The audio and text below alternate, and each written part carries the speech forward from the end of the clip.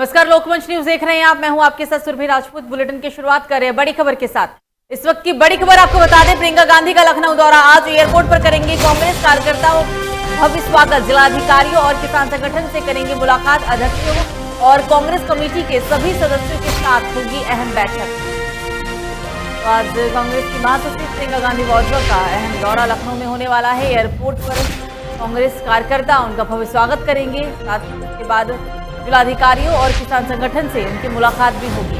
अध्यक्षों और कांग्रेस कमेटी के सभी सदस्यों के साथ करेंगी अहम बैठक।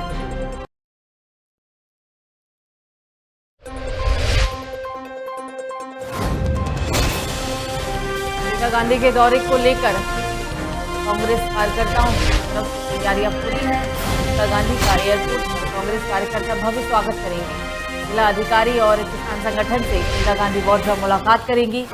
अध्यक्षों और कांग्रेस कमेटी के सभी सदस्यों के साथ उनकी एक अहम बैठक भी होगी। और इस खबर पर ज्यादा जानकारी के लिए हमारे साथ फोन लाइन पर हमारे संवाददाता निखिल जुड़ गए हैं। निखिल, प्रियंका गांधी वाड्रा का लखनऊ दौरा, कितने बजे वो लखनऊ के लिए रवाना होंगी, क्या शेड्यूल रहेगा पूरा? निखिल जी, आपको बता दें, राजधानी लखनऊ महासचिव प्रियंका गांधी आ रही है 3 दिवसीय दौरे पे। लेकिन 12 बजे उनको लखनऊ एयरपोर्ट पर आना था। किसी कारण वो अभी एयरपोर्ट पे नहीं पहुंची है, जो कुछ समय के लिए देरी हो रही है। लेकिन एयरपोर्ट से भारी संख्या में कार्यकर्ता मौजूद है जो प्रियंका गांधी का इंतजार कर रहे हैं। आपको बताते चले, कांग्रेस में कार्यकर्ताओं में काफी उत्साह देखने को मिल रहा है। हजारों की संख्या में कार्यकर्ता मौजूद है।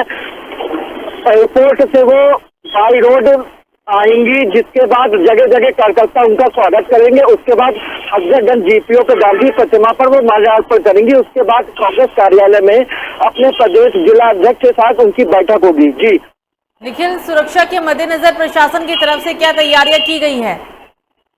जी, आपको बताते चले, सुरक्षा को लेकर लगातार प्रियंका गांधी के दौरों को लेकर जगह जगह पुलिस तैनात की गई है।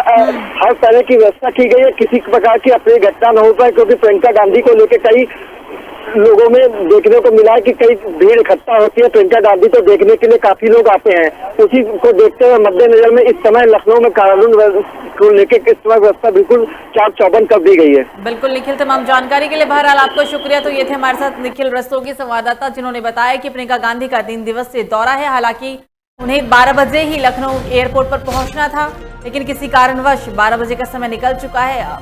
पहुंचने में उन्हें लेट हो गया है। एयरपोर्ट पर कांग्रेस कार्यकर्ता उनके भव्य स्वागत में तैयार है। प्रशासन की अगर हम बात करें, सुरक्षा को देखते हुए, सुरक्षा के लिहाज से प्रशासन की तरफ से भी तैयारियां पूरी हैं।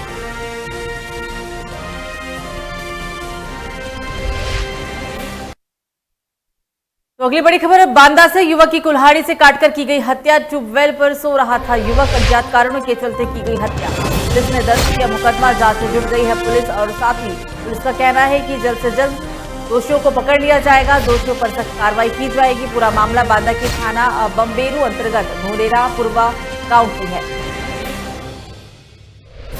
ट्यूबवेल पर सो रहे युवक की कुल्हाड़ी से काटकर निर्मम हत्या कर दी गई। हत्या किसने की, किन कारणों की वजह से हत्या हुई है, ये सब जांच का विषय है। जांच के बाद ही पता चल पाएगा कि कारण और किसने युवक की हत्या की है।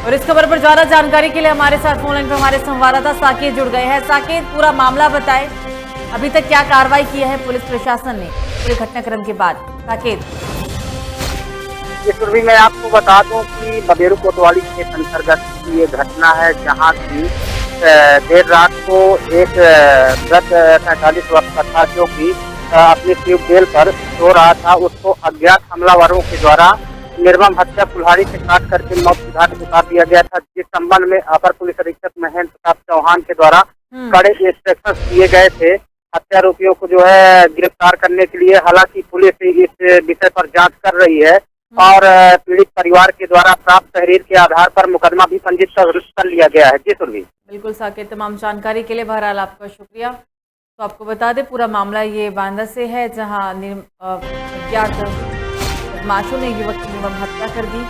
हालांकि इस घटना के बाद मौके पर पहुंची पुलिस ने शख्स को कब्जे में लेते हुए भेज दिया है। पूरा मामला बताते हुए खादा के थाना बम्बेरू अंतर्गत धनेरा गांव का है।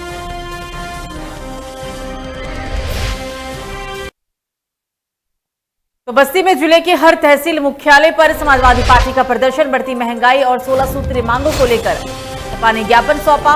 प्रशासन ने सपाइयों को नहीं घुसने दिया है तहसील के अंदर, सपाइयों ने की घुसने की कोशिश और इस दौरान सपाइयों ने धक्का मुक्की भी की है। एसएचओ सहित कई थानों की पुलिस रही मौजूद।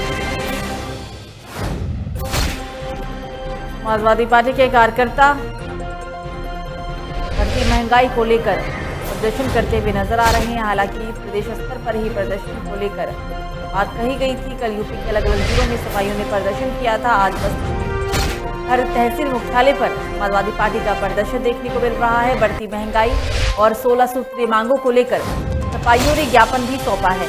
इस दौरान प्रशासन ने सफाइयों को तहसील के अंदर नहीं घुसने दिया, जिसके बाद सफाइयों ने घुसने के लिए धक्का मुक्की किया। हालात को देखते हुए एसएचओ सहित कई थानों की पुलिस मौजूद है।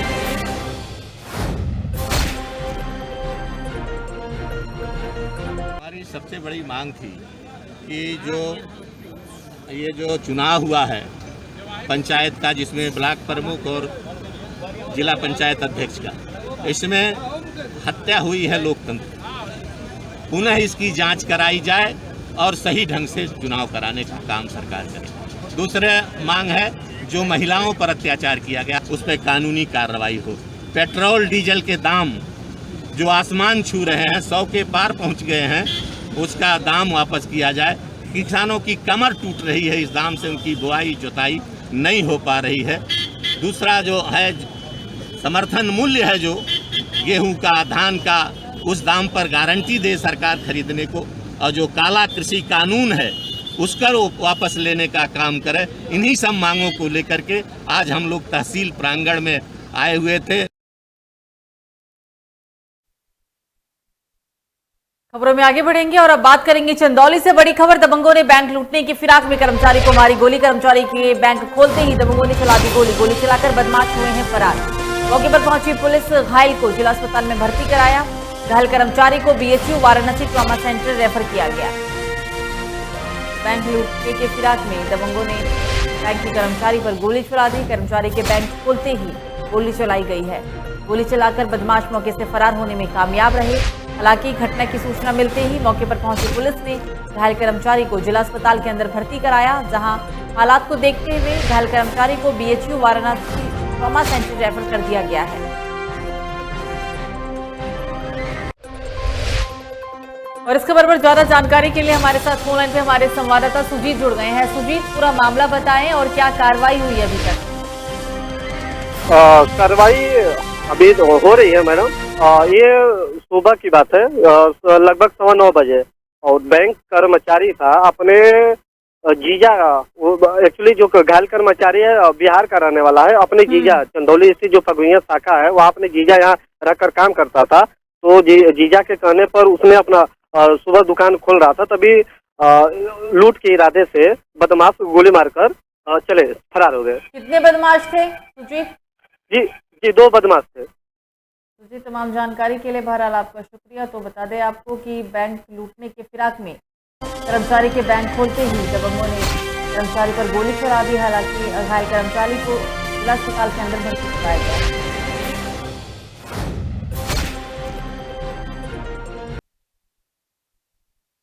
तो एटा में तेजाब को गंगाजल से हम समझकर नहाए हैं नव दंपति। तेजाब से नहाने के कारण गंभीर रूप से झुलसे दंपति आगरा से लेकर चले थे गंगाजल की जगह तेजाब। गंभीर अवस्था में दोनों दंपति को कराया गया जिला अस्पताल के अंदर भर्ती।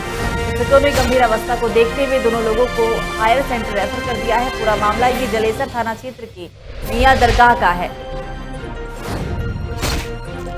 हैरान कर देने वाली पूरी घटना ये, यहाँ पर एक दंपति ने तेजाब को गंगाजल समझकर नहा लिया। तेजाब से नहाने के कारण दोनों दंपति गंभीर रूप से उलझ गए हैं। दोनों को बताया जा रहा है कि जो ये गंगाजल है आगरा से लेकर चले थे, गंगाजल की जगह तेजाब था।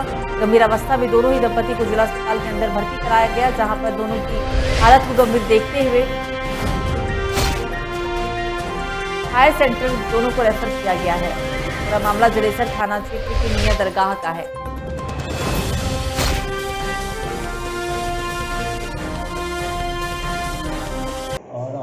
करने आए अमरोहा से आगरा से चलिए सर हम लोगों पे अवाड़ी जाके वो अवाड़ी के रोड पर जाके हम वहाँ पर नहाने लगे नहाने वहाँ पर धरा था पानी चक्कर में तेजाब धरा था कट्टी में तेजाब धरा किस जगह आवागढ़ रोड?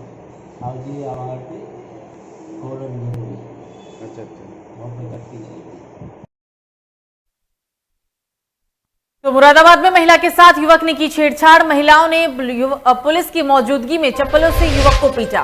युवक को किया गया अस्पताल की सुरक्षा गार्डों के हवाले। देर तक चला है ये पूरा ड्रामा। हंगामे का वीडियो सोशल मीडिया पर वायरल। पूरा मामला मुरादाबाद जिला अस्पताल परिसर का। युवक की जमकर पिटाई की गई। महिला के साथ युवक ने छेड़छाड़ की, जिसके बाद महिलाओं ने पुलिस की मौजूदगी में ही मंचले की चप्पलों से पिटाई कर डाली। आप पिटाई करते हुए ये वीडियो स्क्रीन पर साफ तौर पर देख सकते हैं। हालांकि ये पूरा वीडियो अब सोशल मीडिया पर वायरल भी है। देर तक ये पूरा ड्रामा चला। आप देख सकते हैं कि अब इस पूरे घटनाक्रम में स्थल पर पुलिसकर्मी भी मौजूद है। हंगामे का वीडियो अब सोशल मीडिया पर जमकर वायरल हुआ है। ये पूरा मामला मुरादाबाद जिला अस्पताल परिसर का है।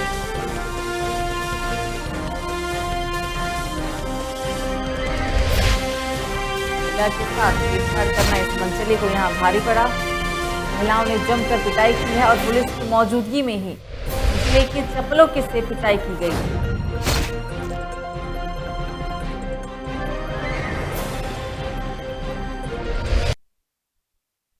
तो खबर बस्ती से है, जहां पुलिस ने ऑपरेशन तमंचा अभियान चलाया। अभियान के तहत पुलिस को एक इसमें बड़ी सफलता भी मिली है।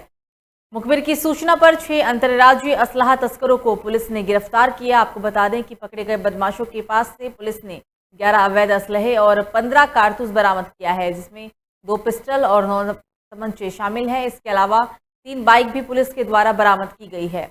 ये गैंग यूपी और बिहार के कई जिलों में असलहे की तस्करी किया करता था। पिछले 1 महीने में जिले में असलहे के बल पर कई लूट की घटनाओं को अंजाम भी दिया गया था, जिसको लेकर पुलिस ने ऑपरेशन तमंचा अभियान की शुरुआत की थी।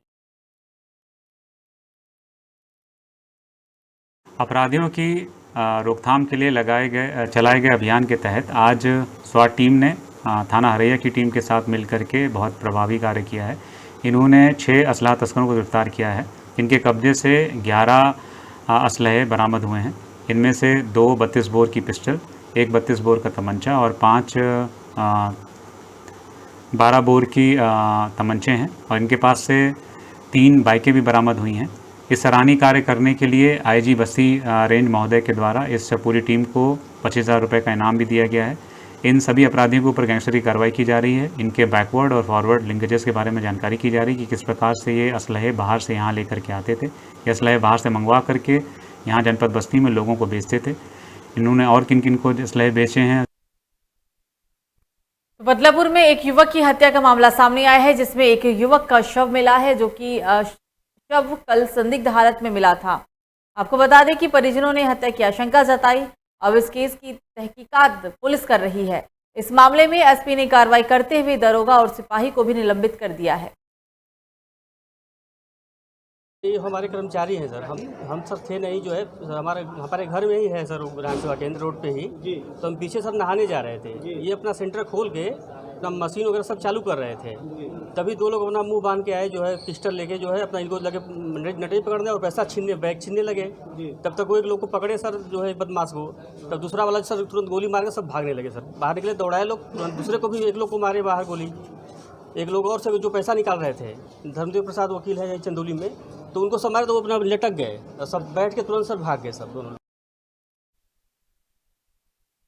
तो खबर ग्राम पंचायत भंदेमऊ से, जहां नवनिर्वाचित ग्राम प्रधान ने गांवों के बाजार व अन्य जगह फैली गंदगी और अतिक्रमण की शिकायत को देख सक्रियता दिखाई है। साथ ही गांव में सार्वजनिक मुनादी कार्रवाई के तहत ही शासन के निर्देशानुसार संचारी रोगों व कोरोना की तीसरी लहर के अंदेशे को भी ध्यान में रखा गया। गांव की सफाई कार्य में बाधक बन रहे सरकारी जगहों पर अतिक्रमण को लेकर सभी ग्रामवासियों को मुनादी के माध्यम से अतिक्रमण हटाने के लिए कुछ दिन का समय देकर सूचित किया गया। आपको बता दें कि निर्धारित समय के अंदर कब्जा न हटाने पर कब्जेदारों पर कार्रवाई के भी निर्देश दे दिए गए हैं।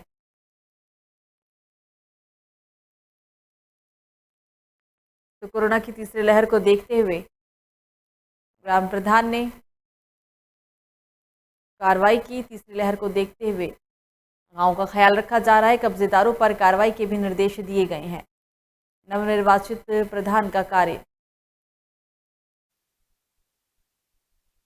खबरों में आगे बढ़ेंगे और अब बात करेंगे अगली अहम खबर की। अगली खबर सामने आ रही है मिर्जापुर से, जहां लोकदल मिर्जापुर के महासचिव राजेश यादव जी का 38वां जन्मदिन राजेश केसरी जिला सचिव राष्ट्रीय लोकदल के आवास पर जिला उपाध्यक्ष सुरेश कुमार सिंह की उपस्थिति में बहुत ही धूमधाम के साथ मनाया गया। इस मौके पर जिला उपाध्यक्ष सुरेश सिंह ने कहा है कि राजेश यादव के जन्मदिन के अवसर पर सभी उपस्थित लोग यहां एक संकल्प भी ले रहे हैं कि हम लोग राष्ट्रीय लोकदल के कारवा को घर घर जाकर आगे बढ़ाएंगे और चौधरी चरण सिंह चौधरी अजीत सिंह के सपनों को साकार करते हुए जयंत चौधरी के हाथों को मजबूत करेंगे और किसान युवा मजदूरों की आवाज को विधानसभा में उठाएंगे।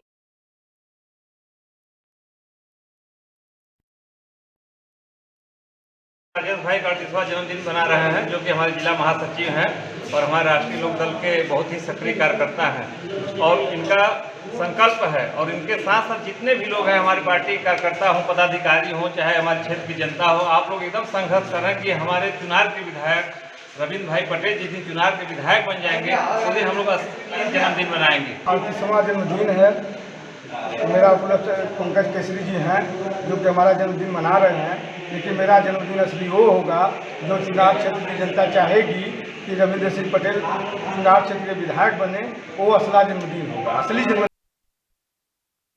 तो इस बीच बिजनौर से एक बड़ी खबर सामने आ रही है। मैरिज हॉल में तोड़ा करंट, इलेक्ट्रीशियन की करंट लगने के चलते गई जान। मृतक के परिजनों का रो रो कर बुरा हाल। पुलिस ने शव को कब्जे में लेते हुए पोस्टमार्टम के लिए भेजा। पूरा मामला थाना नूरपुर के राजा का ताजापुर के निजी बैंकेट का है। करंट लगने की वजह से इलेक्ट्रीशियन की जान चली गई, करंट लगने की मौत हुई है। हालांकि इस घटना के बाद मृतक के परिजनों का रो रो कर बुरा हाल है। को पोस्टमार्टम के लिए भेज दिया है। पूरा मामला ये थाना नूरपुर के राजा का ताजपुर के निजी बैंकेट हॉल का है। लापरवाही के चलते जान गई। मैरिज हॉल में करंट के कारण इलेक्ट्रिसिटी की मौत हुई, करंट लगने के कारण इलेक्ट्रीशियन की मौत हुई है। मृतक के परिजनों का रो रो कर बुरा हाल है।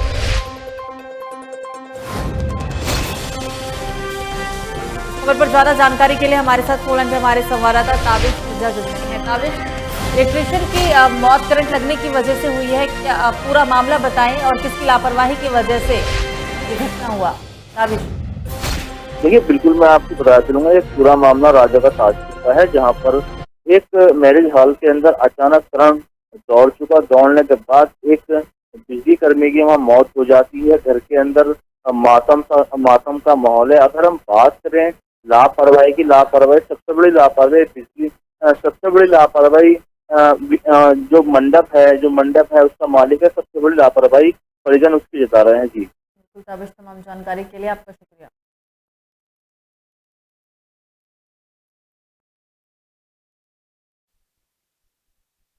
तो इटावा सफारी पार्क में कंप्यूटर से छेड़छाड़ कर पासवर्ड का प्रयोग कर टिकट खिड़की पर तैनात एक नियमित और 2 आउटसोर्सिंग कर्मचारियों ने 2,58,000 का सफारी प्रशासन को चूना लगाया। आपको बता दें कि पिछले 1 साल से टिकट की कमाई में हुए घपले पर अधिकारी पर्दा डाल रहे थे। मामले में वन प्रभाग के सहायक वन संरक्षण को पूरे मामले की जांच सौंप दी गई है। एक परमानेंट कर्मचारी का था और प्लस 2 लोग ऐसे थे जो कि उस पर रखे गए थे आउटसोर्सिंग से। इन लोगों की ड्यूटीज़ लगी थी और इसमें जो भी धनराशि का बताया जा रहा है कि कम आई थी या जमा नहीं की गई थी, वो सारी धनराशि 4 माह पूर्व ही सब जमा हो चुकी है। किसी प्रकार का गबन दिखाई नहीं पड़ता है। फिर भी जांच के लिए यहाँ के जो इटावा वन प्रभाग के सहायक वन संरक्षक हैं उनको जांच दी गई है। जो ही वो जांच आती है तो उस पर आगे की टिप्पणी कर पाना संभव होगा। तो मैनपुरी से अगली बड़ी खबर, पूर्व सांसद तेज प्रताप यादव की भाजपा को खुली चुनौती। सरकार के विरोध में चल रहे प्रदर्शन को लेकर भाजपा पर जमकर निशाना साधा। उनका कहना है कि पंचायत चुनाव में प्रशासन ने सपा के लोगों को धमकाया। प्रशासन द्वारा सपा के लोगों पर लिखे गए फर्जी मुकदमे आरोप लगाते हुए उन्होंने ये भी कहा है कि सपा की सरकार बनी तो भाजपा के लोग नामांकन भी नहीं कर पाएंगे, ये कहना था उनका। उन्होंने साफ तौर पर कहा है कि अगर यूपी में आने वाले समय में जो विधानसभा चुनाव होना है और अगर उसमें सपा चुनाव जीतती है, सपा की सरकार बनेगी, तो सपा की सरकार बनने के बाद भाजपा के लोग चुनाव के दौरान नामांकन भी नहीं कर पाएंगे।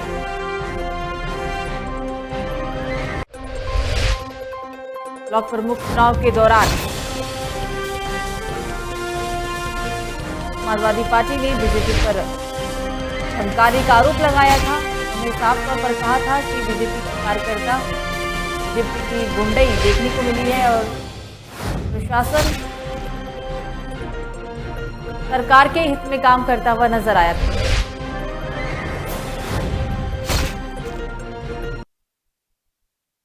तो फिरोजाबाद से अगली बड़ी खबर, एसएसपी एके शुक्ला ने दिया औचक निरीक्षण। थाना रसूलपुर और थाना दक्षिण प्रभारी से दिखे बेहद नाराज, बिना नंबर की बाइक से घूम रही थी दरोगा। नियम जनता के लिए भी नहीं, अधिकारियों के लिए भी, ये कहा है उन्होंने। फिरोजाबाद में एसएसपी एके शुक्ला ने थाने का औचक निरीक्षण किया। थाना रसूलपुर और थाना दक्षिण प्रभारी से दिखे हैं वो बेहद नाराज। आपको बता दें, इस दौरान बिना नंबर की बाइक से दरोगा को भी घूमते हुए देखा गया। उनका कहना था कि नियम सिर्फ जनता के लिए ही नहीं है बल्कि अधिकारियों के लिए भी है।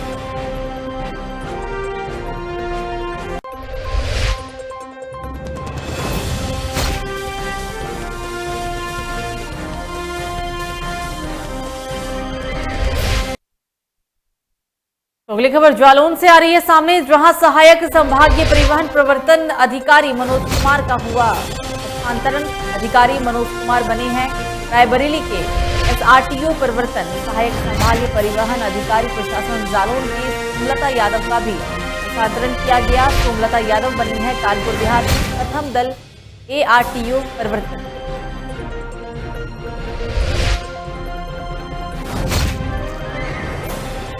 जालौन में सहायक संभागीय परिवहन प्रवर्तन अधिकारी मनोज कुमार सिंह का तबादला किया गया। अधिकारी मनोज कुमार सिंह बने हैं अब रायबरेली के एआरटीओ सहायक संभागीय परिवहन अधिकारी। जालौन सुमलता यादव का भी स्थानांतरण किया गया है। सुमलता यादव अब कानपुर देहात में एआरटीओ प्रवर्तन बनाई गई।